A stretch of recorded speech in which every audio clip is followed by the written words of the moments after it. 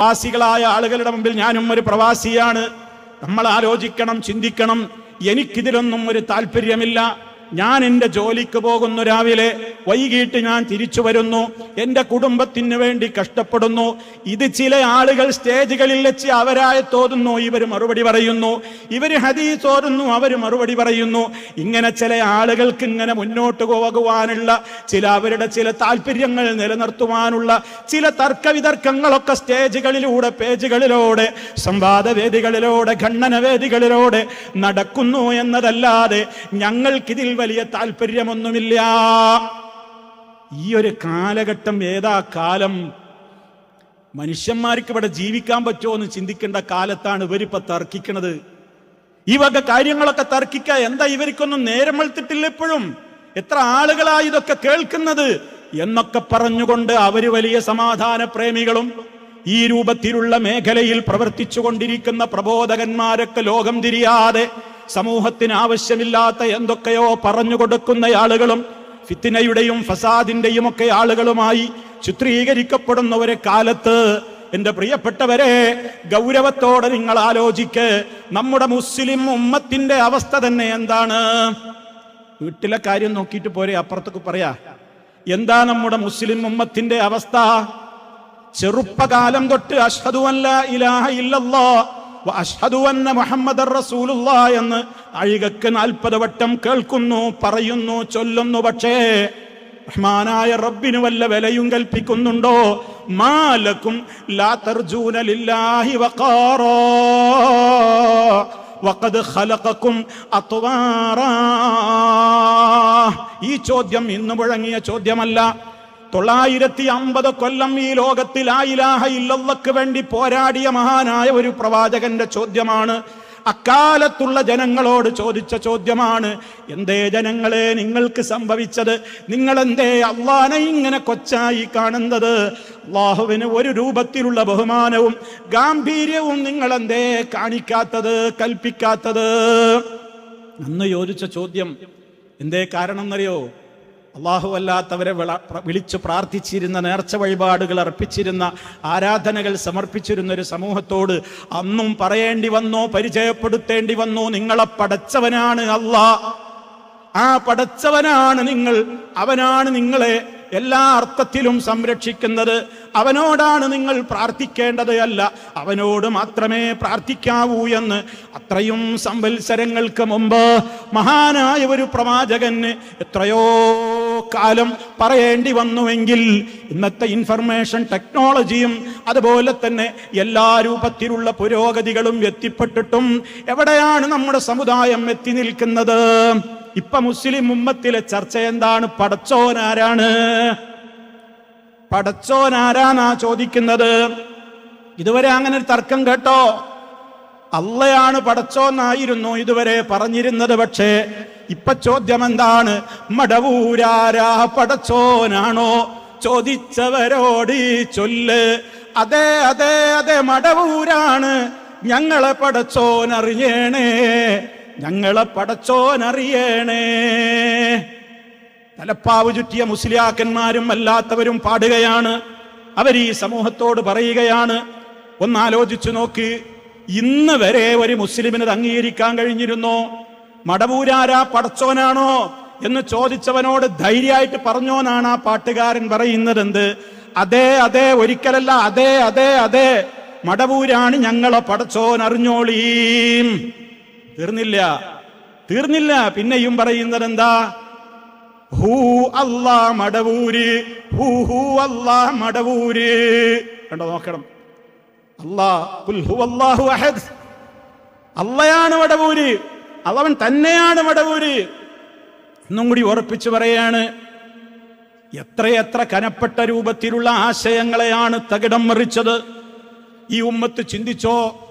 ഈ പാട്ട് കേൾക്കാത്ത എത്രയോ ആളുകൾ ഒരുപക്ഷെ ഈ സദസ്സിലുണ്ടാകും. കാരണം എന്താണെന്നറിയോ? പലരും കേട്ടിട്ടുണ്ടാകും, ചിലർ കേട്ടിട്ടുണ്ടാവില്ല. കാരണം എന്താ? അവർക്കിതിലൊന്നും താല്പര്യമല്ല.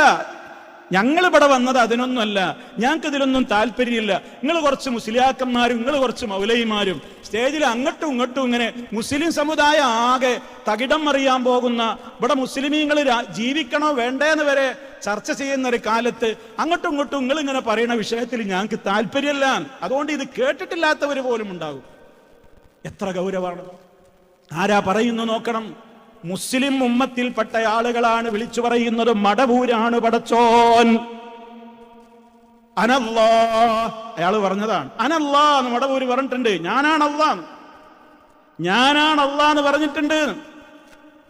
ഈ വിധത്തിൽ സമുദായം ഇങ്ങനെ വിശ്വാസപരമായി അതപ്പതിച്ച് ആഴത്തിലേക്ക് കൂപ്പുകൊത്തിക്കൊണ്ടിരിക്കുമ്പോ നമ്മളിങ്ങനെ സുഖമായി കണ്ണടച്ചു ഉറങ്ങാണ്.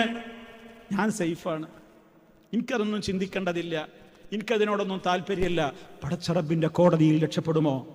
ഇതിൽ നമ്മളെ കുടുംബത്തിലെ മെമ്പർമാരുണ്ടാകും, നമ്മുടെ അയൽപക്കക്കാരുണ്ടാകും, ബാപ്പയുണ്ടാകും, ഉമ്മയുണ്ടാകും, ആങ്ങളയുണ്ടാകും, പെങ്ങളുണ്ടാകും, ഭർത്താവുണ്ടാകും, ഭാര്യയുണ്ടാകും. ഈ വിശ്വാസം തിരുത്താതെ രക്ഷപ്പെടാൻ സാധിക്കുമോ? പടച്ചോൻ മടവൂരാണ് എന്നുള്ളത് ചില ആളുകൾക്ക് പറയാൻ ഇപ്പൊ ധൈര്യമുണ്ട്, ചിലർക്ക് ധൈര്യമല്ല. ആശയപരമായിട്ട് അവരും അതേ ആശയക്കാരാണ്. കാരണം നിങ്ങൾ മനസ്സിലാക്കണം, ഇവിടെ ഇന്നോ ഇന്നലെയോ തുടങ്ങിയതാണോ ഈ തർക്കം?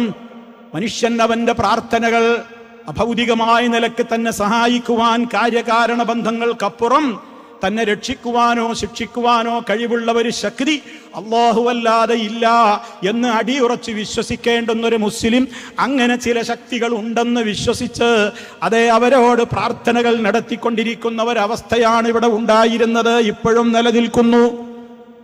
റബ്ബിനോട് തേടുന്നില്ല. റബ്ബിനെ കുറിച്ചുള്ള കാഴ്ചപ്പാട് മുഴുവൻ സൃഷ്ടിക്ക് കൊടുത്തിരിക്കുന്നു. എത്ര ഗൗരവാണ്! അള്ളാഹുവിനെ കുറിച്ച് നമ്മൾ അള്ളാഹുവേന്ന് വിളിച്ചു പ്രാർത്ഥിക്കുമ്പോൾ നമ്മുടെ മനസ്സിലുള്ള വിശ്വാസം റബ്ബെല്ലാം കാണുന്നു, കേൾക്കുന്നു, അറിയുന്നു, കഴിയുന്നു. മഹാത്മാക്കളെ വിളിച്ച് തേടുമ്പോഴും അതേ വിശ്വാസത്തിലേക്ക്. പിന്നെന്താ ഇപ്പൊ മടവൂരാണ് പടച്ചോന്ന് പറഞ്ഞാൽ എന്താ കുഴപ്പം? അള്ളാഹിനെ പോലെ എല്ലാം കാണും, കേൾക്കും, അറിയും. അവരോടൊന്നും പറയണ്ടെന്നാണ് പറയുന്നത് മുസ്ലിയാക്കന്മാര്. ഈ ശൈഖന്മാരോട്, ഔലിയാക്കന്മാരെന്ന് പറയപ്പെടുന്ന ഇവരുടെ ഈ ആളുകളോട് നമ്മളൊന്നും പറയണ്ടാന്ന്. പറയാതെ തന്നെ അവർക്ക് നമ്മുടെ ആഗ്രഹങ്ങൾ അറിയാം. ചിലപ്പോ അവര് അള്ളാഹിനോട് ഇങ്ങനെ സംസാരിച്ചു കൊണ്ടിരിക്കുന്നതിന്റെ ഇടക്കാവും നമ്മൾ വിഷയങ്ങൾ പറയണത്. അതവർക്ക് ഇഷ്ടാവൂല, അപ്പൊ അപകടാവും. അതുകൊണ്ട് അവരെ ശല്യപ്പെടുത്തരുത്. ഒരു മഹാന്മാര് അള്ളാഹിനോട് ഇങ്ങനെ സംസാരിച്ചു കൊണ്ടിരിക്കുകയാണ്. റബ്ബിനോട് അവർക്ക് ഹോട്ട് ലൈനാണ് ഇപ്പോഴും കിട്ടിക്കൊണ്ടിരിക്കുകയാണെന്നാണ് വിശ്വസിക്കുന്നത്. ആ വിധത്തിലാണ് സമൂഹത്തിലേക്ക് ഇന്ന് ആളുകൾ അവരുടെ ചിന്തകൾ മാറി മരവിച്ചു പോയിരിക്കുന്നു. റഹ്മാനായ റബ്ബിനെ വിട്ടിരിക്കുന്നു. അള്ളാഹുവിനെ കുറിച്ച് നമ്മൾ ആയത്തുൽ കുർസി ചൊല്ലുമ്പോ എന്താ പറയുന്നത്? അല്ലാഹു ലാ ഇലാഹ ഇല്ലാ ഹുവ അൽ ഹയ്യുൽ ഖയ്യൂം ലാ തഅഖുദുഹു സിനത്തും വലാ നൗം. അള്ളാഹുവിനെ കുറിച്ച് നമ്മൾ പറയുമ്പോ ഒരു വേർഡ് നമ്മൾ പ്രത്യേകം പറയുന്നുണ്ട്, ലാ തഅഖുദുഹു, അവനെ പിടികൂടുകയില്ല, സിനത്തും വലാ നൗം, ഒരു ഉറക്കമോ ഒരു മയക്കമോ പോലും അള്ളാഹുവിനെ പിടികൂടുന്നതല്ല. ഈ ആയത്താണ്ട് ഓതിയിട്ടാണ് മുസ്ലിയാക്കന്മാർ വാഴ്ന്നു പറയുന്നത്. എന്ത്? ഔലിയാക്കളും ഇങ്ങനെ തന്നെയാണ്. ഔലിയാക്കളും ഇങ്ങനെ തന്നെയാണ്. അവർക്ക് ഉറക്കവും മയക്കൊന്നുമില്ല. സദാ നമ്മളെ വിളി ഇങ്ങനെ കേൾക്കുക, ഉത്തരം ചെയ്യുക, നമ്മൾ വിളിക്കുന്നിടത്ത് ഓടി വരിക. എപ്പോഴും അവർ നമ്മുടെ രക്ഷകരായിട്ട് നമ്മുടെ കൂടെ ഉണ്ടാകും. അവരറിയാതെ ഒരു ഇല പോലും ഇവിടെ വീഴുന്നില്ല. അവരെങ്ങാനും ഒന്ന് അശ്രദ്ധരായാൽ ഇവിടെയുള്ള ഫ്ലൈറ്റുകൾ, വിമാനങ്ങളെല്ലാം കൂട്ടിമുട്ടും, തീവണ്ടികൾ കൂട്ടിമുട്ടും, ബസ്സുകൾ തകർന്നടിയും, ലോകത്തിന്റെ കൺട്രോൾ മുഴുവനും തെറ്റും. അവരുടെ ഭരണം അർശിന്റെയും മുകളിലാണ്. ഭൂമിയിൽ അർശ് തൊട്ട് താഴേക്ക് എല്ലാം അവരാണ് ഭരിച്ചുകൊണ്ടിരിക്കുന്നത്. എല്ലാ കൈകാര്യങ്ങളും അല്ലാഹ് ഈ മടവൂരടക്കമുള്ള ആളുകളെ അങ്ങ് ഏൽപ്പിച്ചു കൊടുത്തിരിക്കുകയാണ്. അതുകൊണ്ട് അവരിപ്പോ അള്ളാഹുവിന്റെ പദവിയിലാണുള്ളത്.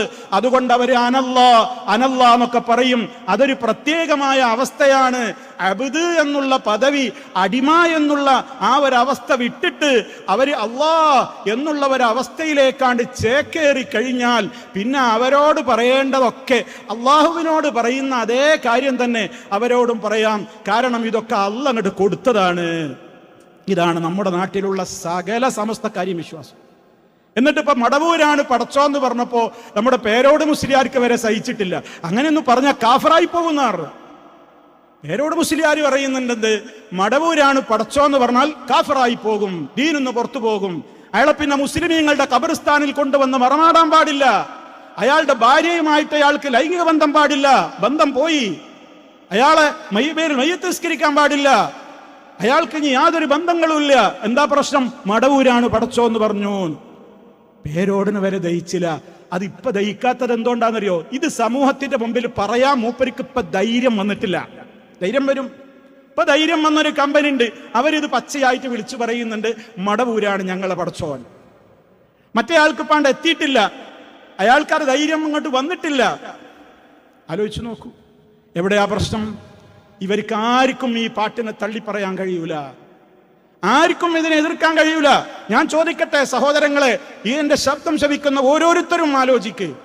മടവൂരാണ് ഞങ്ങളുടെ പടച്ചോനെന്ന് ധൈര്യമായി പറഞ്ഞോളിനെന്നൊരു പാട്ടിൽ പറഞ്ഞാൽ ആ പാട്ടിന് ഞങ്ങൾ ഉത്തരവാദിയല്ല എന്ന് ഇവിടെ ആർക്കാണ് പറയാൻ സാധിക്കുക? നമുക്കല്ലാതെ ഒരാൾക്കും പറയാൻ സാധിക്കൂല. കാരണം ഈ സമസ്തക്കാര് അവരേത് ഗ്രൂപ്പുകളാണെങ്കിലും അവരൊക്കെയും ഈ സമൂഹത്തെ നാളിതുവരെ പഠിപ്പിച്ചതെന്താ? മഹാന്മാരോട് ചോദിക്കുന്ന ഏത് വിഷയവും അത് അള്ളാഹുവിന് ഇഷ്ടമുള്ള കാര്യമാണ്. കാരണം എല്ലാ കഴിവും അള്ളാഹ് അവർക്കാണ് കൊടുത്തിരിക്കുകയാണ്. അള്ളാഹ് കാണും പോലെ കാണോ? കാണും. കേൾക്കോ? കേൾക്കും. എല്ലാം ചെയ്യും. എന്താ പ്രശ്നം? എന്തേ വ്യത്യാസമുള്ളൂ? അള്ളയും വരട്ടെ, എന്തേ വ്യത്യാസമുള്ളൂ? അള്ളാഹുവിന്റെ കഴിവൊക്കെ സ്വന്തമായിട്ടുള്ളതാണ്, ഇവരുടെ കഴിവൊക്കെ അള്ള കൊടുത്തതാണ്. അപ്പൊ അള്ള കൊടുത്തതാണ് എന്ന് വിശ്വസിച്ച് കഴിഞ്ഞാൽ എന്ത് ചെയ്താലും കുഴപ്പമില്ല എന്നാണ് ഇവര് നാളിതുവരെ പഠിപ്പിച്ചത്. എങ്കിൽ പിന്നെ ഈ പാട്ടുണ്ടാക്കിയ ചങ്ങാതിക്കും ചോദിക്കാലോ, മടവൂരാണ് പടച്ചോന്ന് ഞാൻ വിശ്വസിക്കണതിന് എന്താ കുഴപ്പം? എന്താ കുഴപ്പം?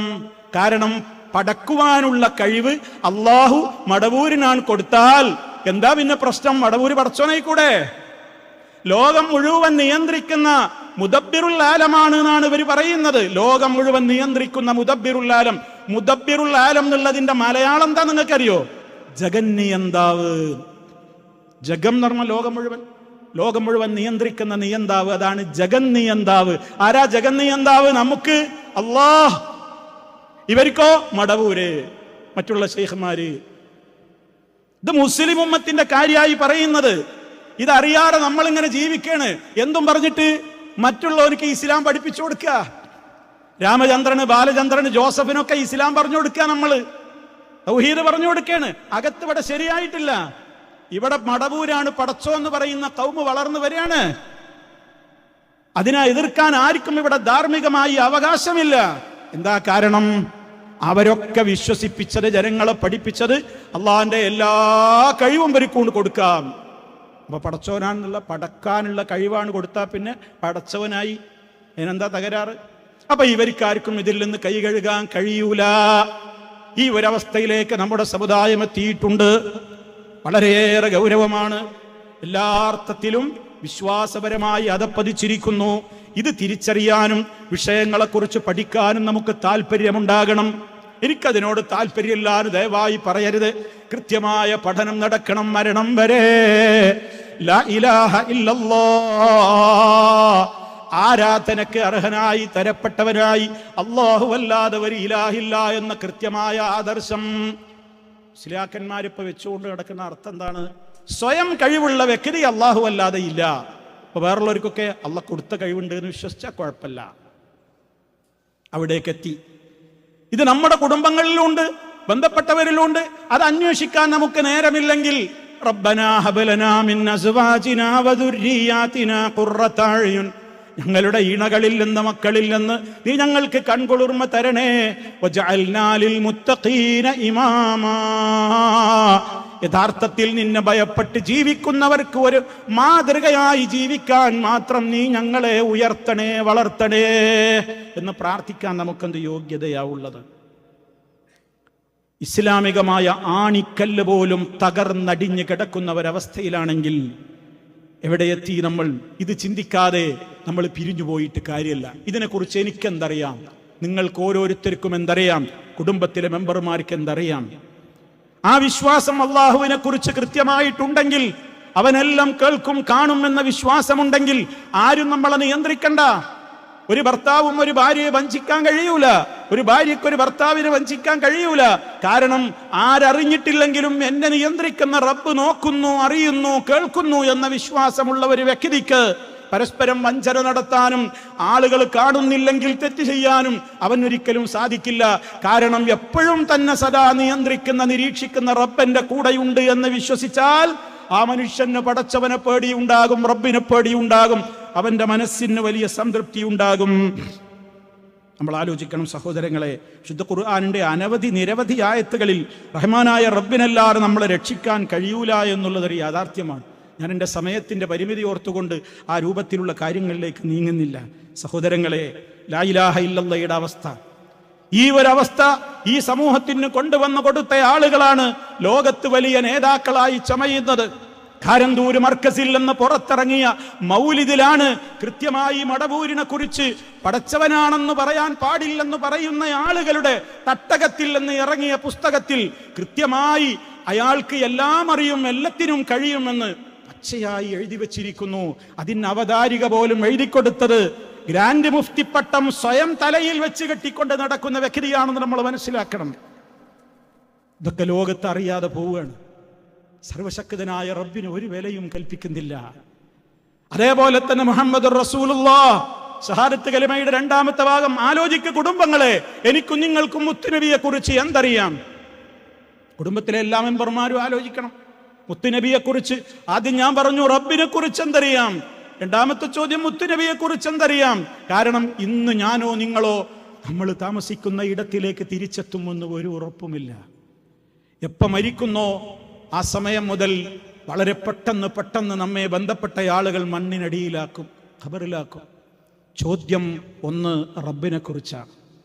രണ്ടാമത്തെ ചോദ്യം മുത്ത് മുസ്തഫ സല്ലല്ലാഹു അലൈഹി വസല്ലമിനെ കുറിച്ച് ചോദിക്കുമ്പോൾ മാ ഇൽമുക ബിഹാദർ റജുൽ, മുഹമ്മദ് മുസ്തഫ സല്ലല്ലാഹു അലൈഹി വസല്ലമിനെ കുറിച്ച് എന്നോടും നിങ്ങളോടും ഖബറിൽ വെച്ച് ചോദിക്കുമ്പോ അള്ളാഹുവിന്റെ റസൂൽ നമുക്ക് പഠിപ്പിച്ചു തരികയാണ്, വഅമ്മൽ മുഅ്മിനു അവിൽ മൂഖിനു, പടച്ചവനെ കുറിച്ച് യഥാർത്ഥ ഈമാനുള്ള ബന്ധുക്കൾ, ഈമാനുള്ള വ്യക്തി. ഓരോരുത്തർക്കും ഈമാന് ഓരോരുത്തർക്കും വേണമെന്ന് ഞാൻ തുടക്കത്തിലേ പറഞ്ഞു. മുഅ്മിനായ മനുഷ്യനാണ് ഖബറിലുള്ളതെങ്കിൽ, റബ്ബിനെ കുറിച്ചുള്ള കൃത്യമായ വിശ്വാസം, നല്ല അടിയുറപ്പുള്ള മനുഷ്യനാണ് ഖബറിലുള്ളതെങ്കിൽ, ആണാവട്ടെ പെണ്ണാവട്ടെ, നബി സല്ലല്ലാഹു അലൈഹി വസല്ലമിനെ കുറിച്ചുള്ള ചോദ്യം വരുമ്പോ ആ വ്യക്തി വളരെ കൃത്യമായിട്ട് മറുപടി പറയും. ഇതാരാണ്? ഹുവ മുഹമ്മദുൻ സല്ലല്ലാഹു അലൈഹി വസല്ലം, ഇത് അള്ളാഹുവിന്റെ റസൂലായ മുഹമ്മദുർ റസൂലുള്ളാഹ്, അള്ളാന്റെ റസൂലായ മുഹമ്മദ് നബിയാണിത്. ജാഅനാ ബിൽ ബയ്യിനാതി വൽ ഹുദാ, ഞങ്ങളിലേക്ക് സത്യം കൃത്യമായി ബോധ്യപ്പെടും വിധത്തിലുള്ള സുവ്യക്തമായ ദൃഷ്ടാന്തങ്ങളും കൊണ്ട് ഞങ്ങളിലേക്ക് വന്ന നബിയാണ്. സന്മാർഗം ഞങ്ങളെ പഠിപ്പിച്ച നബിയാണ്. ആ നബി തങ്ങളുടെ ഓരോ അധ്യാപനങ്ങളും കേട്ടപ്പോ ഫഅജബ്നാ, ഞങ്ങളതിന് ഉത്തരം കൊടുത്തവരാണ്. വആമന്നാ, ഞങ്ങൾ വിശ്വസിച്ചവരാണ്. വത്തബഅനാ, വിശ്വസിക്കുകയും അതുപോലെ തന്നെ ഉത്തരം ചെയ്യുകയും ചെയ്തു എന്ന് ഞങ്ങൾ ഭംഗിവാക്ക് പറഞ്ഞവരായിരുന്നില്ല. മറിച്ച് വത്തബഅനാ, ഞങ്ങൾ ആ നബിയെ ഫോളോ ചെയ്ത് പിൻപറ്റിക്കൊണ്ട് ജീവിച്ചവരായിരുന്നു. ഈ മറുപടി ഖബറിൽ കൊടുക്കും ആര്? മുഅ്മിനായ മനുഷ്യനാണെങ്കിൽ, ബാപ്പയാവട്ടെ, ഉമ്മയാവട്ടെ, ഭർത്താവാകട്ടെ, ഭാര്യയാവട്ടെ, മകളാവട്ടെ, മകനാവട്ടെ, ആരാവട്ടെ. ഈ പരീക്ഷയ്ക്ക് അധികം ദിവസമില്ല. ഈ പരീക്ഷയുടെ ഡേറ്റ് ഓരോരുത്തരുടെയും പ്രഖ്യാപിക്കപ്പെട്ട് കഴിഞ്ഞിട്ടുണ്ട്. പക്ഷെ എനിക്കറിഞ്ഞൂടാ, എന്നെയും നിങ്ങളെയും പൊതിയാനുള്ള കഫൻ പുടവ ഒരു പക്ഷേ ഏതോ ടെക്സ്റ്റൈൽസിൽ വന്ന് കറഞ്ഞ് കിടപ്പുണ്ടാകും. എപ്പോഴാണിത് പാക്കറ്റ് ചെയ്യാ, പെട്ടിയിലാക്കുക, എവിടേക്കാ കൊണ്ടുപോകുന്നത് അറിഞ്ഞുകൂടാ. പരീക്ഷ വളരെ അടുത്താണ്, ചോദ്യവും ഔട്ടാണ്. എന്താണ് ചോദിക്കുന്നത് എന്ന് ചോദ്യത്തിന്റെ ആള് പറഞ്ഞേക്കുന്ന റബ്ബ് നമുക്ക് പരിചയപ്പെടുത്തി തന്നു. എന്നെക്കുറിച്ചാണ് ഒരു ചോദ്യം, മുത്തുനബിയെ കുറിച്ചാണ് ഒരു ചോദ്യം. അതിന് ഉത്തരം ഇങ്ങനെ പറഞ്ഞാൽ രക്ഷപ്പെടും. ഇത്തരത്തിൽ ഉത്തരം പറയുന്ന വ്യക്തിയോട് പറയും, മണവാളനെ ഉറങ്ങും പോലെ ഖബറിൽ ശാന്തമായി ഉറങ്ങിക്കോ. അല്ലാഹു നമ്മളെ അത്തരക്കാരിൽ ഉൾപ്പെടുത്തുമാറാകട്ടെ. ശാന്തമായി, പുതുമണവാളൻ ഒരു പ്രത്യേകത ഉണ്ട്, ആരും ഡിസ്റ്റർബ് ചെയ്യാൻ പാടില്ല എന്നാണ്. ഡിസ്റ്റർബ് ചെയ്യാത്ത സൗകര്യങ്ങളുടെ സുഖലോകത്തുള്ള ഉറക്കം ഖബറിൽ മുഅ്മിനീങ്ങൾക്ക് കിട്ടുന്നു.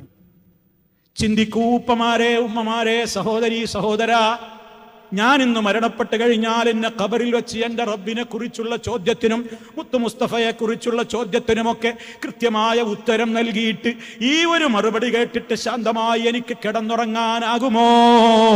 ഇത് സ്വന്തത്തോട് ചോദിച്ച് മറുപടി കണ്ടെത്തണേ. കഴിയോ? അതേ അവസരത്തിൽ നബി സല്ലല്ലാഹു അലൈഹി വസല്ലം പറയാണ്, വഅമ്മൽ മുനാഫിഖ്, മുനാഫിഖായ മനുഷ്യനോടാണ് ഈ ചോദ്യമെങ്കിൽ, അവിൽ മുർത്താബ്, അതല്ലെങ്കിൽ ദീനിനെ കുറിച്ച് അവൻ ഒരു പിടിപാടുമില്ല, അവൻ എപ്പോഴും സംശയത്തിലാണ്. അവരും ആയത്തോരുന്നു, ഇവരും ആയത്താവോരുന്നത്, നിങ്ങളും ഹദീസോരുന്നു, അവരും ഹദീസാവോരുന്നത്, ഞങ്ങൾക്കിതിലൊന്നും താല്പര്യമില്ല, ഞങ്ങൾക്കിതിലൊക്കെ എപ്പോഴും സംശയം ഉണ്ടാക്കലാണ് നിങ്ങളുടെ പണി എന്ന് പറഞ്ഞ് ഒരു കൃത്യമായ ബോധ്യമില്ലാതെ സംശയാലുമായിട്ടങ്ങനെ ജീവിച്ച് ദുന്യാവിൻ്റെ കാര്യത്തിൽ മാത്രം അവന്റെ ജീവിതത്തെ അവൻ അതിൽ തന്നെ ദൃഢമായി കെട്ടിയിട്ട് അങ്ങനെ ജീവിച്ചവന് ഖബറിലെത്തുമ്പോ ഈ ചോദ്യങ്ങളൊക്കെ കേൾക്കുമ്പോ അവൻ പതറുകയാണ്.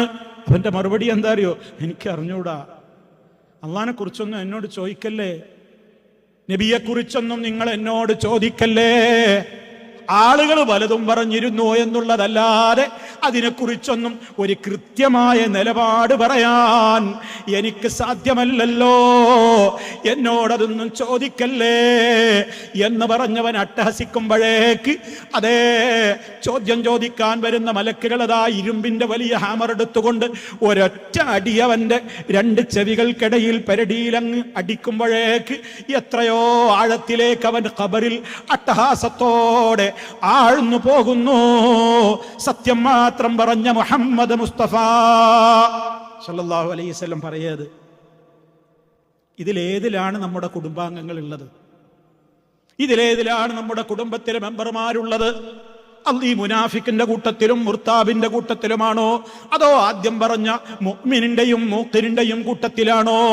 ഇത് ചിന്തിക്കാതെ ഈ ഫാമിലി കോൺഫറൻസിൽ നിന്ന് നിങ്ങൾ മടങ്ങിപ്പോയാൽ നാളെ അതിനെക്കുറിച്ച് സംശയം തീർക്കാവുന്ന വിധത്തിൽ എല്ലാം നിങ്ങൾ പഠിച്ചു മനസ്സിലാക്കിയിട്ട് ഇത്തിബാഴോടുകൂടി ഈമാനോടുകൂടി നമ്മൾക്ക് ജീവിക്കാൻ സാധ്യമായിട്ടില്ലെങ്കിൽ എന്തുണ്ടായിട്ടെന്താ, സർവം പരാജയം തന്നെ.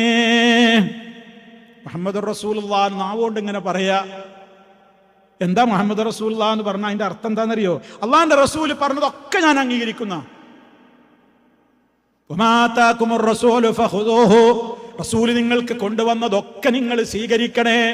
അവിടുന്ന് പാടില്ലെന്ന് എന്തൊക്കെ പറഞ്ഞിട്ടുണ്ടോ നിങ്ങൾ അതിൽ നിന്ന് വിട്ടു നിൽക്കണേ എന്ന് അള്ളാഹ് പറയുമ്പോ അഹങ്കാരിയായ മനുഷ്യന്മാര് പറയാണ് അതിനെന്നെ കിട്ടൂല. പിന്നെ ഞാൻ എന്താ നോക്കുക? ഹദീസുകൾ ഞാൻ നോക്കും, അതിലെന്റെ ബുദ്ധിക്ക് യോജിക്കുന്നതുണ്ടോ, യുക്തിക്ക് നിരക്കുന്നതുണ്ടോ, താല്പര്യത്തോട് യോജിക്കുന്നതുണ്ടോ അത് ഞാൻ എടുക്കും. എന്റെ ബുദ്ധിക്ക് യോജിക്കൂലേ, എന്റെ യുക്തി അംഗീകരിക്കൂലേ, എന്റെ താല്പര്യം അംഗീകരിക്കൂലേ, എന്റെ ബാപ്പാക്ക് ഇഷ്ടമില്ലേ, ഉമ്മാക്ക് ഇഷ്ടമില്ലേ, കുടുംബങ്ങൾക്ക് ഇഷ്ടമില്ലേ, ഞാൻ അംഗീകരിക്കൂല. അപ്പൊ അവിടെ എനിക്കാരാ റസൂല്? ഞാൻ പറയുന്നു അഷ്ഹദു അന്ന മുഹമ്മദ് റസൂലുള്ളാഹി ഞാൻ പറയാ, എന്നിട്ട് ആ റസൂല് പറഞ്ഞതൊക്കെ കേൾക്കാൻ ഞാൻ സന്നദ്ധനാണ് എന്ന് ഞാൻ പറയാ.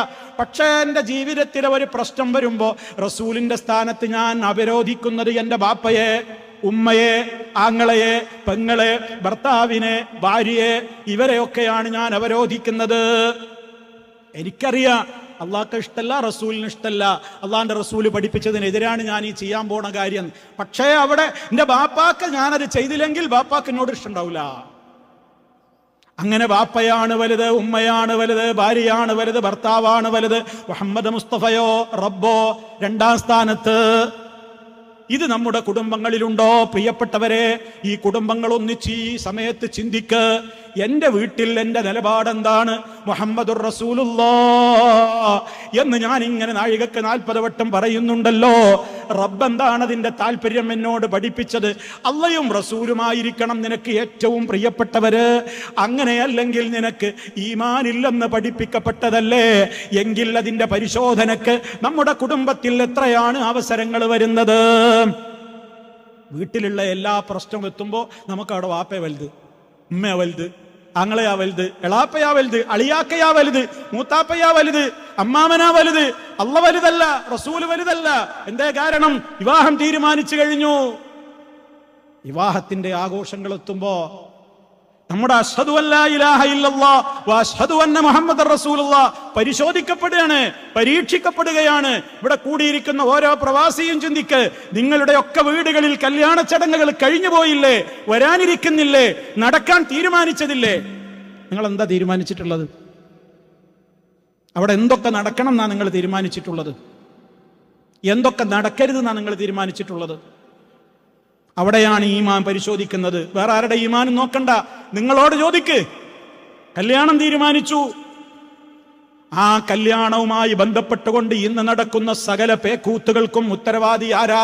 ഞാനും നിങ്ങളും. നമ്മുടെ കുടുംബത്തിലെ കല്യാണങ്ങളിൽ നമ്മൾ പോയി കൂടിക്കൊടുക്കുന്നു, നമ്മുടെ വീട്ടിൽ പോലും നമ്മൾ അതാ കൈമലർത്തുന്നു. ഇപ്പോഴത്തെ കുട്ടികളുടെ ഒരു കാര്യം എന്ന് പറഞ്ഞ് നമ്മൾ മാറി നിൽക്കുന്നു. പണം ചെലവഴിക്കുന്നത് നീയാണ്, നിന്റെ പണമാണ് ചെലവഴിക്കുന്നത്. എന്നിട്ട് റബ്ബിന് വെറുപ്പുള്ള കാര്യമാണ് നിറഞ്ഞാടുന്നത്. കല്യാണ പന്തലിൽ നടക്കുന്നത് എന്താണ്? ആണും പെണ്ണും ചേർന്നുള്ള പേക്കൂത്തുകളാണ്. പല പേരുകളിലാണ് പെണ്ണിന്റെ വേഷം പെണ്ണിനെ അതാ റഹ്മാനായ റബ്ബൊരിക്കലും സ്വർഗത്തിന്റെ മണം പോലും അത്തരം പെണ്ണ് ആസ്വദിക്കൂല എന്ന് പറഞ്ഞ വേഷത്തിൽ നിന്റെ മകളെ, നിന്റെ പെങ്ങളെ, നിന്റെ സഹോദരിയെ സ്റ്റേജിലേക്ക് ആനയിച്ച് പല്ലക്കിൽ ആനയിച്ച് കൊണ്ടുവന്നിട്ട് അവളെ അതാ ആ ഭർത്താവ് അവിടെ വെച്ച് പരസ്യമായി ചുംബിക്കുന്നു, കെട്ടിപ്പിടിക്കുന്നു. ആണും പെണ്ണും ഇടകലർന്നുകൊണ്ട് ഡാൻസ് തുള്ളുന്നു. വിവാഹ പന്തലിൽ പേരിനൊരു നിക്കാഹിന്റെ ഖുതുബ എന്ന് പറഞ്ഞിട്ട് ഒരു മൗലവിയോ മുസ്ലിയാരോ എന്തൊക്കെയോ അറബിയിലും മലയാളത്തിലും ഒക്കെ പറഞ്ഞങ്ങ് പോയി കഴിഞ്ഞ് പിന്നെ അവിടെ നടക്കുന്ന തോന്നിവാസങ്ങളും പേക്കൂത്തുകളും മുഹമ്മദുർ റസൂലുള്ളാഹ് എന്നുള്ള നമ്മുടെ പ്രഖ്യാപനത്തോട് യോജിക്കുമോ ഉമ്മമാരെ? യോജിക്കുമോ സഹോദരന്മാരെ? അവിടെയാ ഈമാൻ പരിശോധിക്കണത്. സ്വന്തത്തോടൊന്ന് ചോദിച്ചാൽ മതി, എന്താ കല്യാണങ്ങളിൽ നിന്ന് നടക്കുന്നത്? ഒരു കല്യാണത്തിന് നമുക്ക് പോകാൻ പറ്റാത്ത അവസ്ഥയായില്ലേ? നമുക്കൊന്ന് പോകാൻ പറ്റുമോ ഒരു കല്യാണത്തിന്? നടക്കുന്നത് മുഴുവനും കല്യാണത്തിന്റെ തലേ ദിവസമാണെങ്കിൽ ഹൽദി, മഞ്ഞക്കല്യാണം അതിന്റെ അപ്പുറത്താണെങ്കിൽ മെഹന്തി, മൈലാഞ്ചി കല്യാണമായി ഒരേ കളറിൽ ആണും പെണ്ണും പ്രായമുള്ളവനും അല്ലാത്തവനുമൊക്കെ യൂണിഫോം തയ്പ്പിച്ച് അത് തന്നെ ഇസ്ലാമികമായ റബ്ബിന് വെറുപ്പുള്ള രൂപത്തിൽ അതെല്ലാം പ്രദർശിപ്പിച്ച് തലേന്നും പിറ്റേന്നുമെല്ലാം എല്ലാ തോന്നിവാസങ്ങളും ചെയ്ത് ആണിനും പെണ്ണിനുമൊക്കെ ഏതൊക്കെ വിധത്തിൽ ഇബിലീസിനെ സന്തോഷിപ്പിക്കാൻ കഴിയുമോ അത് മുഴുവനും നമ്മുടെ വിവാഹ പന്തലുകളിലും ഓഡിറ്റോറിയങ്ങളിലും കല്യാണ മണ്ഡപങ്ങളിലും നടത്തി. എല്ലാ അർത്ഥത്തിലും അതിന്റെ മുഴുവൻ കാര്യങ്ങളും ക്യാമറയിൽ പകർത്തുവാൻ വേണ്ടി ആയിരക്കണക്കിന് വാടക കൊടുത്തുകൊണ്ട് ക്യാമറാമാൻമാരെ സജ്ജീകരിച്ചു, ഫോട്ടോകളിൽ പകർത്തിയെടുത്തു. അതേ പാർക്കുകളിലും കടലോരങ്ങളിലും ഉദ്യാനങ്ങളിലുമൊക്കെ പോയി അവരതാ അർദ്ധനഗ്നകളും അതുപോലെ തന്നെയുള്ള രൂപത്തിലുള്ള രാസലീലകളിലുമൊക്കെയായി കെട്ടിപ്പിടിച്ചും മുത്തം കൊടുത്തുകൊണ്ടും സേവ് ദി ഡേറ്റ് എന്ന് പറഞ്ഞുകൊണ്ട് ഇൻസ്റ്റകളിൽ അവർ പോസ്റ്റ് ചെയ്യുന്നു. അതേപോലെ തന്നെയുള്ള നൂറുകൂട്ടം കാര്യങ്ങൾ ചെയ്യുന്നു. എന്നിട്ടും ഞാൻ അവകാശപ്പെടുന്നു, ഇന്ന സ്വലാത്തി വനുസുകി വമഹ്യായ വമമാതി ലില്ലാഹി റബ്ബിൽ ആലമീൻ. നാണമില്ലേ നമുക്ക്? ലജ്ജയില്ലേ നമുക്ക്? 5 നേരം അള്ളാന്റെ മുമ്പിൽ കൈകെട്ടി നിന്നിട്ട് പറയണ്, എന്റെ ജീവിതത്തിൽ റബ്ബേ നിനക്ക് പൊരുത്തള്ളതല്ലാത്തൊരൊന്നും ഞാൻ ചെയ്യൂല. എന്നിട്ടും അവനവന്റെ മക്കളുടെ കല്യാണത്തിന്, ബന്ധപ്പെട്ടവരുടെ കല്യാണത്തിന് ഈ വിധ പേക്കൂത്തുകൾ മുഴുവനും കാണിക്കുമ്പോ ഒരക്ഷരം കാമ എന്ന് പറയാൻ തന്റെ ഇടമില്ലാതെ, നട്ടല്ലില്ലാതെ, ആർജവമില്ലാതെ മാറി നിൽക്കുന്നു. പണം മുഴുവൻ നമ്മുടേത്, പക്ഷേ കൈകാര്യം മകനാണ്, മകളുടെ കൂട്ടുകാരാണ്, കൂട്ടുകാരികളാണ്, മകന്റെ കൂട്ടുകാരാണ്. ബാപ്പക്ക് അവിടെ റോളും ഇല്ല. പണം നമ്മളിങ്ങനെ ATM പണം ഇങ്ങനെ അയച്ചു കൊടുക്കാനുള്ള മെഷീൻ, വേറുള്ള തീരുമാനങ്ങളൊക്കെ അവിടെ. ഇത് ഖബറിൽ നമുക്ക് രക്ഷയുണ്ടാകുമോ? പരലോകത്തെത്തുമ്പോ എന്റെ മകന് വേണ്ടി ഞാൻ അങ്ങനെ ചെയ്തതാ, എന്റെ ഭാര്യക്കതായിരുന്നു ഇഷ്ടം, ഉപ്പാന്റെ ഇഷ്ടം നോക്കിയതാണ്, ഉമ്മാന്റെ ഇഷ്ടം നോക്കിയതാണ് എന്ന് പറയാനൊക്കുമോ? യൗമ യഫിറുൽ മർഉ മിൻ അഖീഹി വ ഉമ്മിഹി വ അബീഹി വസാഹിബതിഹി വബനീ. അവിടെ ബാപ്പ മക്കളിൽ നിന്ന് ഓടിയകലുന്നു, ഭാര്യ ഭർത്താവിൽ നിന്ന് ഓടിയകലുന്നു, ഭർത്താവ് ഭാര്യയിൽ നിന്ന് ഓടുന്നു. ഉമ്മാക്ക് ബാപ്പനെ കാണണ്ട, ബാപ്പക്ക് ഉമ്മയെയും കാണണ്ട, മക്കൾക്കും കാണണ്ട. കാരണം ലികുല്ലി ഇംറിഇൻ മിൻഹും യൗമഇദിൻ ശഅ്നുൻ യുഗ്നീ. ഓരോരുത്തർക്കും അവരുടെ കാര്യം തന്നെ ഇഷ്ടം പോലെ ബേജാറിലാണ്. ഇവിടുന്ന് എന്താ നമുക്ക് ന്യായം? നിങ്ങൾ പറയണതൊക്കെ കാര്യാന്നൊക്കെ ഞങ്ങൾക്ക് അറിയാം. ഇതൊന്നും ഇപ്പൊ കല്യാണത്തിന് പാടില്ല, അള്ളാഹ്ക്ക് വെറുപ്പുള്ളതാന്നൊക്കെ ഞങ്ങൾക്ക് അറിയാം. പിന്നെന്താടോ, എന്റെ മോൻ സമ്മതിക്കൂലേ, ബാപ്പ സമ്മതിക്കൂലേ, ഭാര്യ സമ്മതിക്കൂലേ, അളിയാക്ക സമ്മതിക്കണില്ലേ, കാരണോര് സമ്മതിക്കണില്ലേ, അമ്മാമൻ സമ്മതിക്കുന്നില്ലാന്ന്, അവരെക്കാർക്കും ഇത് താല്പര്യമില്ലാന്നാ പറയണത്. അപ്പൊ പിന്നെ ഞാനും കൂടിക്കൊടുക്കണ്ടേ?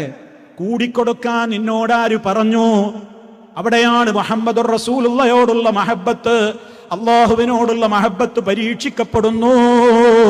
ഖബറിൽ ഒറ്റക്കല്ലേ, മഹ്ശറിൽ ഒറ്റക്കല്ലേ, മീസാനിൽ നിന്റെ അമൽ തൂക്കുന്നിടത്ത് വഅമ്മാ മൻ സഖുലത് മവാസീനുഹു ഫഹുവ ഫീ ഈശത്തിർ റാദിയ വഅമ്മാ മൻ ഖഫ്ഫത് മവാസീനുഹു ഫഉമ്മുഹു ഹാവിയ വമാ അദ്റാക മാ ഹിയ നാറുൻ ഹാമിയ. എന്റെ തുലാസ് കനം തൂങ്ങിയാ ഞാൻ ജയിച്ചു, എന്റെ തുലാസ് കനം കുറഞ്ഞാൽ ഞാൻ പരാജയപ്പെട്ടു. അവിടെ ചൂണ്ടുവോ? അവിടെ ചൂണ്ടില്ല. ആരുടെ മോഹം, ആരുടെ പ്രീതി, ആരുടെ ആഗ്രഹത്തിനായി ഇതൊക്കെ ചെയ്തത് അവിടെ വിലയില്ലാതെ പറയില്ല. അതുകൊണ്ട് ചിന്തിച്ചോലണം.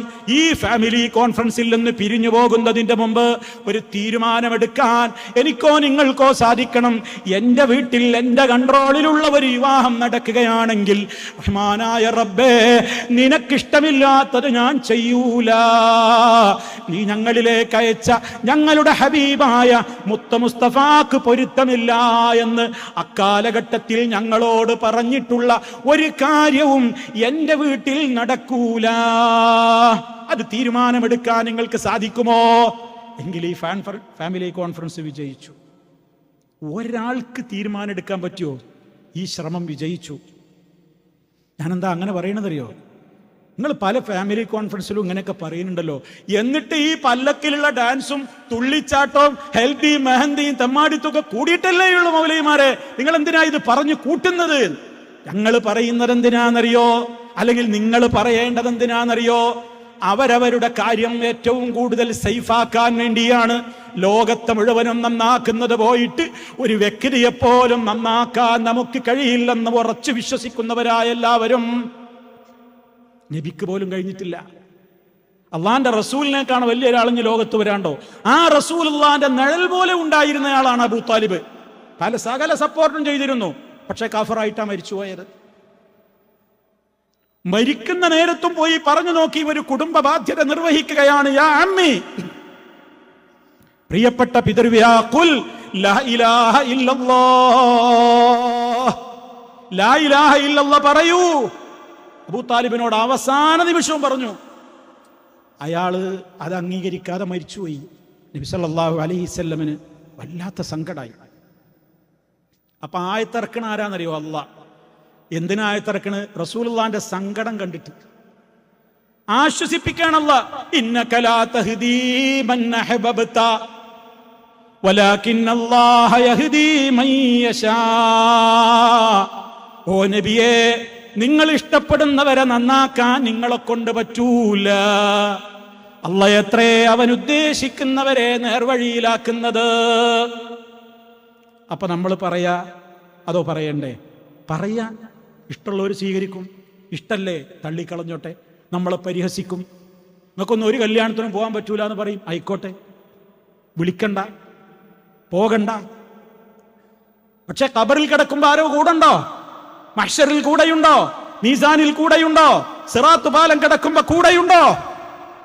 നിങ്ങൾ ഇന്ന് ആർക്കൊക്കെ വേണ്ടി ദീൻ അഡ്ജസ്റ്റ് ചെയ്തോ? നമ്മൾ ആർക്കൊക്കെ വേണ്ടി ദീൻ അഡ്ജസ്റ്റ് ചെയ്തോ? അവരൊക്കെ മഹ്ശറിൽ നമ്മളെ തള്ളി പറയും. അവരൊക്കെ നമ്മുടെ ശത്രുക്കളായിട്ട് പരലോകത്ത് വരും. അവിടെയാണ് ആലോചിക്കേണ്ടത്. അതുകൊണ്ട് അശ്ഹദു അൻ ലാ ഇലാഹ ഇല്ലല്ലാഹ് വഅശ്ഹദു അന്ന മുഹമ്മദർ റസൂലുള്ളാഹ് എന്ന് പറയുന്ന ഇവിടെയുള്ള ഓരോ വ്യക്തിയും, ആണാവട്ടെ പെണ്ണാവട്ടെ, അവര് പല റോളിലുണ്ടാകും. മായിമ്മമാരുണ്ടാകും, മരുമക്കളുണ്ടാകും, ഭാര്യമാരുണ്ടാകും, ഭർത്താക്കന്മാരുണ്ടാകും, മക്കളുണ്ടാകും, പിതാക്കന്മാരുണ്ടാകും, ഉമ്മമാരുണ്ടാകും, ആങ്ങളമാരുണ്ടാകും, അളിയാക്കമാരുണ്ടാകും, മൂത്താപ്പമാരുണ്ടാകും, ഇളയപ്പമാരുണ്ടാകും. ഏത് റോളിലാണോ നിങ്ങൾ എന്നുള്ളത് എന്റെ പ്രശ്നമല്ല.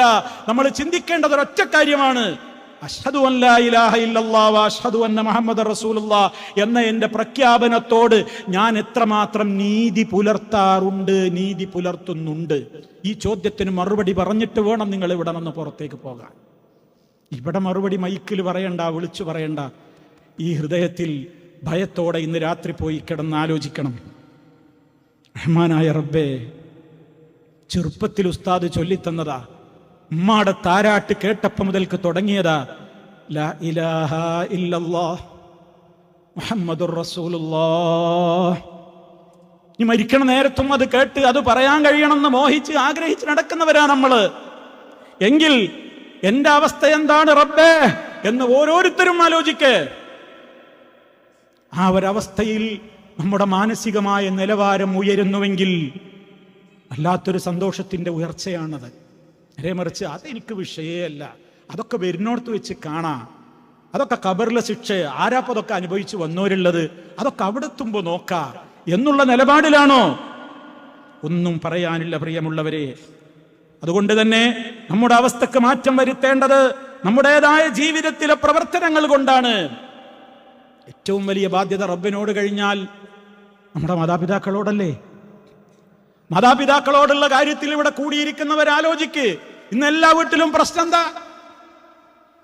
ഉമ്മാനിയും ബാപ്പാനി ആരാ നോക്കേണ്ടത് എന്ന് മക്കൾക്കിടയിൽ തർക്കം. ഒന്നാമത്തെ മകൻ പ്രസവിച്ചു, വാപ്പ അൽഹംദുലില്ലാ എന്ന് പറഞ്ഞു. മക്കൾ കുറെ ഉണ്ടായപ്പോൾ നമ്മളൊക്കെ പറഞ്ഞു അൽഹംദുലില്ലാ എനിക്ക് കുട്ടികളെ തന്നു. നമുക്ക് പ്രായമായ ഈ മക്കൾ തമ്മിൽ ഭയങ്കര തർക്കം, ആരാ നോക്കണ്ട്? ആ ബാപ്പാക്കും ഉമ്മാക്കും മക്കളുണ്ടായപ്പോഴൊക്കെ അവര് ഉറക്കമൊഴിച്ച് നമ്മളെ നോക്കി, അവിടെ യാതൊരു വിവേചനവും കാണിച്ചില്ല. എന്നാൽ അതേ മക്കളതാ വളർന്നു വരുമ്പോ ഉമ്മാനിയും ബാപ്പാനിയും ആരാ നോക്കേണ്ടത് എന്ന് നറുക്കെടുപ്പ.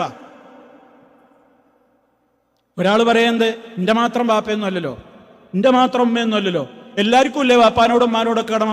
ഒരു 5-6 മാസം കൊണ്ടുപോയിട്ട് നോക്ക്, ഇത്ര കാലം ഞാൻ നോക്കിയില്ലേ? എന്താ പ്രശ്നം? ഉമ്മാനെ നോക്കണ മസലേന് കേട്ടോ. ഉമ്മാനെ നോക്കണ കാര്യത്തിലാ പ്രവാസികളെ, ഉമ്മാനെ നോക്കണ കാര്യത്തിൽ നമുക്ക് തീരുമാനമായിട്ടില്ലാന്ന്. ഉപ്പാനെ ആര് നോക്കണമെന്ന് തീരുമാനമായിട്ടില്ലാന്ന് തർക്കിക്കാണ് നമ്മൾ മക്കള്. എന്റെ മാത്രം ബാപ്പിയമ്മയൊന്നുമല്ലല്ലോ, എല്ലാവർക്കും ഇല്ലേ കടമ, അവനും നോക്കട്ടെ കുറച്ചു കാലം, എന്റെ വരിയിൽ തന്നെ എന്താ മാത്രം അങ്ങനെ നിർത്തുന്നത്? ആ തർക്കമെങ്ങാനും കേൾക്കേണ്ടി വരുന്നവരും ഉപ്പ, ആ വാക്കെങ്ങാനും കേൾക്കേണ്ടി വരുന്നവരും ഉമ്മ, പിന്നെ എന്തിനാ വീട്ടിൽ ജീവിക്കണം? ആ തർക്കം കേൾക്കേണ്ടി വരുന്നവരും ഉപ്പയുടെ ജീവിതം എന്തായിരിക്കും? ആ തർക്കം കേൾക്കേണ്ടി വരുന്നവരും ഉമ്മയുടെ മനസ്സെന്തായിരിക്കും? വാപ്പിയും ഉമ്മയും ജീവിച്ചിരിപ്പുണ്ടെങ്കിൽ ഉമ്മ വാപ്പാനോട് പറയും, വാപ്പന്മാനോടും പറയും, എന്ത് നമ്മളെ കുട്ടികൾക്ക് ഇപ്പൊ നമ്മളൊരു ഭാരം അയക്കണല്ലേ, നമ്മളെ കുട്ടികൾക്ക് ഇപ്പൊ നമ്മളൊരു ഭാരാണല്ലേടി. ഭർത്താവ് ഭാര്യനോട് പറയും, ഭാര്യ പറയും, ആന്നോ എനിക്കും ഭാരനെ തോന്നുന്നത്, എന്തിനിപ്പോ നമ്മൾ ചെയ്യാ? മക്കള് വാപ്പാനി ഇമ്മാനിയിട്ട് തട്ടുകയാണ്. ആ പരിയിൽ പോയിക്കും, പത്തീസ് അവിടെ, പത്തീസ് അവിടെ, പത്തീസ് അവിടെ. നമ്മൾ തീരുമാനിക്കാണ്. എന്തിനാ പ്രിയപ്പെട്ടവരെ ഈ തർക്കം? നോക്കുന്നവർക്ക് കിട്ടുന്ന ഏറ്റവും വലിയ ഗിഫ്റ്റ് അല്ലടോ അത്. എന്തിനാ മറ്റുള്ളവർ നോക്കണുണ്ടോ നോക്കണ്? അവന്റെയും ബാപ്പല്ലേ, അവന്റെയും ഉമ്മല്ലേ, അവനാ ചിന്തിക്കേണ്ടത്. നീ എന്തിനാ അത് നോക്കുന്നത്? നീ ചിന്തിക്ക്, എനിക്കെന്റെ ബാപ്പാനെ നോക്കാൻ അവസരമുണ്ടോ? എനിക്കെന്റെ ഉമ്മാനെ നോക്കാൻ അവസരമുണ്ടോ? എന്റെ റബ്ബ് എനിക്ക് തരുന്ന ഗിഫ്റ്റാണത് എന്നോർക്ക്. ആരെങ്കിലും വരുമ്പോ ഇനി ഞാൻ കുറച്ച് നോക്കിക്കോളാന്ന് പറയുമ്പോൾ വിഷമത്തോടെ വിട്ടുകൊടുക്കാൻ കഴിയണം നമുക്ക്. ഓന്റെയും ബാപ്പന്നല്ലേ, ഓന്റെ ഇമ്മന്നല്ലേ, ഓൻ ചോദിക്കുമ്പോ എങ്ങനെ ഞാൻ പറഞ്ഞയക്കാതിരിക്കുക എന്നോർത്ത് നിങ്ങൾക്ക് വിടാൻ കഴിയണം. അതല്ല എപ്പോഴാവൻ വരിക, എപ്പോഴാ വരാത്തത് എന്നാലോചിച്ച് നിൽക്കണോ? നമുക്കും വരുന്നുണ്ട് പിന്നിൽ മക്കൾ കേട്ടോ, നമുക്കുണ്ട് വളർന്നു വരുന്നു ആ മക്കളും പെൺമക്കളും. നമുക്കും പ്രായമാവും, നമുക്കും പ്രായമാകും, നമ്മളെ മക്കളും തർക്കിക്കും. ഇതിന് വലിയൊരു പ്രശ്നം ഇതാണ്. ഇതിന്റെ ഒരു വലിയ വിഷയതാണ്. ഇത് വരമ്പത്തുനിന്ന് കൂലി കിട്ടുന്ന ഒരു പാപാണ്. മാതാപിതാക്കളെ കണ്ണീര് കുടിപ്പിച്ചവർക്ക് പരലോകത്തുള്ള ശിക്ഷ അതികഠിനമാണ്. പക്ഷെ അവിടേക്ക് എത്തുന്നതിന്റെ മുമ്പ് ദുന്യാവുന്നതിന്റെ ടെസ്റ്റ് ഡോസുകൾ കൊടുത്ത് അനുഭവിപ്പിച്ചിട്ടേ ഇവിടുന്നാണ്ട് ജീവൻ പോക്കൂ. അള്ളാഹു കാത്ത് രക്ഷിക്കട്ടെ. ഇത് ഇവിടുന്ന് തന്നെ കൊടുക്കും, ഇവിടുന്ന് തന്നെ കൊടുക്കും. ആരുടെയെങ്കിലും ഭാഗത്ത് അപാകത പറ്റിയോ? ഫാമിലി കോൺഫറൻസിലുള്ള ആളുകളെ, ഇന്ന് വരെ ഒരിക്കലെങ്കിലും നമ്മുടെ മോശമായ പെരുമാറ്റം കൊണ്ട് പൊന്നുപ്പ കരയേണ്ടി വന്നോ? പൊന്നുമ്മയുടെ കണ്ണിൽ നിന്ന് കണ്ണുനീര് വന്നിട്ടുണ്ടോ? തൗബ ചെയ്ത് ഈ സദസ്സിൽ നിന്ന് മടങ്ങണേ. ആ കണ്ണുനീര് തീയാണത്, ആളിപ്പടരും. അത് തീ കെടുത്തുന്ന കണ്ണുനീരല്ല, തീ ആളിക്കത്തിക്കുന്ന കണ്ണുനീരാണ്. ജഹന്നമാണ് ആ കണ്ണുനീർ. ജഹന്നമിലേക്ക് നമ്മളെ അത് എറിയുകയുള്ളൂ. പ്രായം വന്നു നോക്കുമ്പോ പനി മനി നമുക്ക് വേണ്ട, അവഗണന, പരിഗണനയാ വേണ്ടത്. നിങ്ങളുടെ റിയാലൊന്നും വേണ്ട, നിങ്ങളുടെ ഡോളറുകൾ വേണ്ട. പാപ്പാ ഉമ്മ എന്ന് ഫോൺ എടുക്കുമ്പോ ഒന്ന് സംസാരിക്ക്. 1 മിനിറ്റ് ഒന്ന് ഉമ്മയോടൊന്ന് സംസാരിക്ക്. നിങ്ങളാപ്പ ഫോൺ എടുത്ത്? ഞാൻ വിചാരിച്ചു ഓളെ ഇരിക്കുന്നു. ഇത് പറയുന്ന പ്രവാസികളില്ലേ? നമ്മൾ വലിയ മോഹത്തോടെ വിളിച്ച് ഫോൺ എടുക്കുക, ഭാര്യയെന്ന് വിചാരിച്ച് വിളിച്ചതാ, വിളിച്ചെടുത്തപ്പം ഉമ്മയായി പോയി. അതിന്റെ പേരിൽ സങ്കടപ്പെടുന്ന, അതിന്റെ പേരിൽ കോപിക്കുന്ന ആളുകളില്ലേ പ്രിയമുള്ളവരെ? എന്താണ് നമ്മുടെ മനസ്സ്? നമ്മളെ മാതാപിതാക്കളോട് നമ്മൾ കടമ നിർവഹിക്കുന്നുണ്ട് എന്ന് പറഞ്ഞാൽ പോരാ, അത് നമ്മുടെ പ്രായമായ മാതാപിതാക്കൾക്ക് കൂടി ബോധ്യമാകണം. അതിന് സ്നേഹം പറഞ്ഞാ പോരാ, പ്രകടിപ്പിക്കണം, ആദരവ് കൊടുക്കണം, ബഹുമാനം കൊടുക്കണം, തട്ടിക്കളിക്കരുത്. അതേപോലെ തന്നെ ഉമ്മാരിയും ഭാര്യന്റെ ഇടയിൽ കിടന്നുകാണ്ട് പ്രവാസി ഭർത്താക്കന്മാര് എടങ്ങേറാക്കുന്ന ആൾക്കാരുണ്ട്. ഉമ്മ ഒരു ഭാഗത്ത് മകനെ വിളിച്ചിട്ട് ഓരോന്ന് പറയാ, ഭാര്യ നാട്ടിൽ നിന്ന് വിളിച്ചിട്ട് പറയാ. ഉമ്മ ഒരു ഭാഗത്ത്, ഭാര്യ ഒരു ഭാഗത്ത്, രണ്ടാളെയും വിടാൻ വയ്യാത്ത ഒരു പ്രവാസി, ഒരു ഭർത്താവ്, രണ്ടിന്റെയും നടുക്ക് കടന്ന് നിരകിക്കുന്നു. ആരാ കാരണം? ആ ഉമ്മ, ഈ ഭാര്യ. കുടുംബത്തിൽ സമാധാനം ഉണ്ടാവുമോ? എന്താ പ്രശ്നം? അപ്പൊ സമാധാനക്കേടുകളൊക്കെ നമ്മളായിട്ട് വരുത്തി വെക്കുന്നു. എന്നിട്ട് പറയാണ് എനിക്ക് ടെൻഷനാണ്, പ്രഷറാണ്, ഷുഗറാണ്, അറ്റാക്ക് വന്നിരിക്കുന്നു, സമാധാനം കിട്ടും. എന്ത് രോഗമാണെങ്കിലും സമാധാനം കിട്ടും. നമ്മൾ പറയുന്നത് അതുകൊണ്ടൊക്കെ വരുന്ന രോഗങ്ങളാണ്. രോഗങ്ങളൊക്കെ പല പരീക്ഷണങ്ങൾ എല്ലാം ഉണ്ടാവും. ഇതൊന്നും ഇന്നലെയും തുടങ്ങിയൊന്നുമില്ല. വയനാട്ടിലെ ഉരുൾപൊട്ടൽ നടന്നപ്പോ കാരുണ്യവാനായ റബ്ബ് എവിടെയായിരുന്നു എന്ന് ചോദിക്കുന്ന നിരീശ്വര നിർമ്മതവാദികളുണ്ട്. മനുഷ്യ ജീവിതം എന്ന് പറയുന്നത് സുഖം മാത്രമാണെന്ന് ഇസ്ലാം ഒരിക്കലും പഠിപ്പിച്ചിട്ടില്ല. വലനബലുവന്നക്കും, ഞാൻ നിങ്ങളെ പരീക്ഷിക്കുന്ന പറഞ്ഞത്. അതിൽ അടിയുറച്ച് വിശ്വസിക്കുന്ന ഒരു മുസൽമാന് ലോകത്തെ എവിടെയെങ്കിലും ഏതെങ്കിലും പരീക്ഷണങ്ങൾ നടന്നു കഴിഞ്ഞാൽ അതിലവൻ പതറിപ്പോകുന്ന ഈമാനൊന്നുമല്ല. ജീവിതത്തിന്റെ നിർവചനം നമുക്ക് തെറ്റിപ്പോയി. ജീവിതമെന്നാൽ സുഖം മാത്രമാണെന്നാ നമ്മൾ നൽകിയ ഡെഫിനിഷൻ. അവിടെയാണ് തകരാറ് സംഭവിച്ചത്. രാവ് വരുന്നു, പകൽ വരുന്നു, പകൽ വരുന്നു, രാവ് വരുന്നു, ഇങ്ങനെയാ ജീവിതം.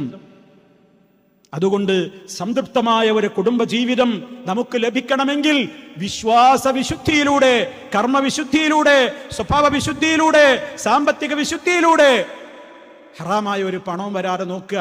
കമ്മീഷൻ കൂട്ടി എഴുതണ്ട, വില കൂട്ടി എഴുതണ്ട. കമ്പനികളിൽ ജോലി ചെയ്യുന്ന പ്രവാസികൾക്കൊക്കെയുള്ള പതിവാണ്.